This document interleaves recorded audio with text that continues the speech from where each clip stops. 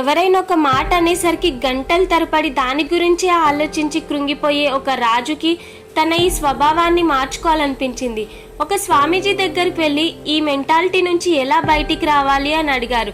స్వామీజీ, దానికి ఒక ప్రత్యేకమైన పూజ ఉంది, అది చేయి, ఇందులో నుంచి బయటపడతావు అన్నారు. సరే, ఏంటది అని అడిగారు. చేతిలో ఒక బౌల్ని పెట్టారు. దాని నిండుగా నీళ్లు పోసి ఇక్కడి నుంచి శివాలయం వరకు ఇందులో నుంచి ఒక్క చుక్క నీళ్లు కూడా బయటపడకుండా నడుచుకుంటూ వెళ్ళి శివుడి మీద ఈ నీళ్లతో అభిషేకం చేయమన్నారు.